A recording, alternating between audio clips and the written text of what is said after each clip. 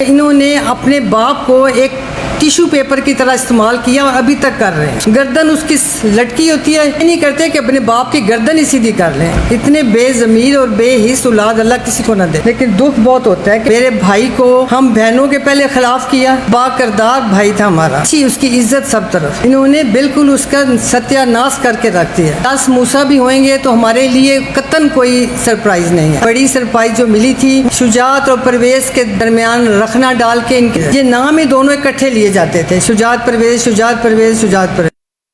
कि मूसा क्या कि हमने सरप्राइज दी है। वो इन दोनों वफाकी और सूबाई वुज़रा को हंसी आती है इनको ये लफ्ज़ बोलते हुए। मैं इनको ये बताना चाहती हूँ कि 10 मूसा भी होंगे तो हमारे लिए कतन कोई सरप्राइज नहीं है। अल्लाह जानता है सरप्राइज, सबसे बड़ी सरप्राइज जो मिली थी वो मिली थी जो इन्होंने अपने बाप को, मेरे भाई को हम बहनों के पहले खिलाफ किया। वो भी एक बहुत मुश्किल बात थी, लेकिन वो यकीन करे वो नामुमकिन नहीं था। अब जो इन्होंने सरप्राइज दी है वो इन लड़कों को भी बता देना चाहती हूँ और मीडिया के थ्रू मैं बाकी गुजरात के अवाम को भी बता देना चाहती हूँ। इन्होंने सबसे बड़ी सरप्राइज़ ये दी है, शुजात और परवेज़ के दरमियान रखना डाल के इनके अंदर जो रिफ्ट डाली है, जो मैं समझती हूँ एक नामुमकिन चीज़ है। ये नाम ही दोनों इकट्ठे लिए जाते थे, शुजात परवेज़, शुजात परवेज़, शुजात परवेज़। और ये जो काम इतना मुश्किल था कि मैं कहती हूँ नामुमकिन था, वो इन लड़कों ने किया। और कैसे किया, उसमें ये मुआवनत, मशवरा और मदद वो मोहसिन नकवी की थी, क्योंकि आप जानते हैं वो किस किस ओहदों पे पहुँच चुका है। तो उस वक्त वो ये था अपना केयर टेकर, हर तरह की उसने इनकी मुआवनत की, जिस तरह से कर सकता था वो उसने कोशिश की।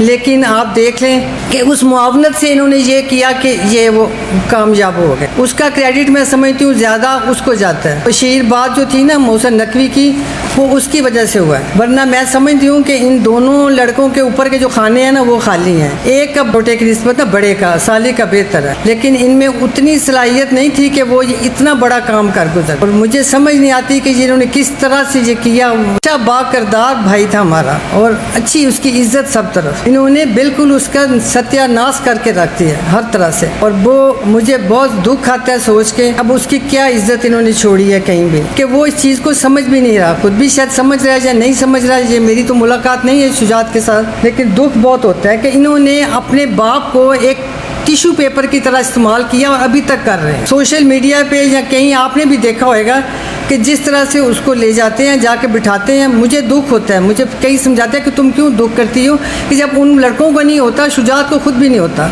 गर्दन उसकी लटकी होती है। इन लड़कों के लिए मैं क्या लफ्ज़ इस्तेमाल करूँ। इतने बेजमीर और बेहिस औलाद अल्लाह किसी को ना दे। इन्होंने ये नहीं करते कि अपने बाप की गर्दन ही सीधी कर लें। आपने खुद देखा होगा सोशल मीडिया पे, फेसबुक पे, उसके बारे लोग क्या क्या रिमार्क्स लिखते हैं, देख के दुख होता है। लेकिन लोग बताते हैं कि क्या क्या शुजात के बारे लोग बातें कर रहे हैं। और ये लड़के बाप सिर्फ वो चीज़ दिखाते हैं जो हमारे खिलाफ होएगी, जिससे वो शुजात को होएगा कि ये जीते सारे बड़ी बहनें भी गलत है और सारा कुछ। वो चीज़ें उनको कोई नहीं दिखा। जिस तरह उस बाइज्जत शख्स की बेइज्जती हो रही है सब तरफ, मुझे उस चीज़ का सख्त दुख आता है। लेकिन अब वो हमारे बस में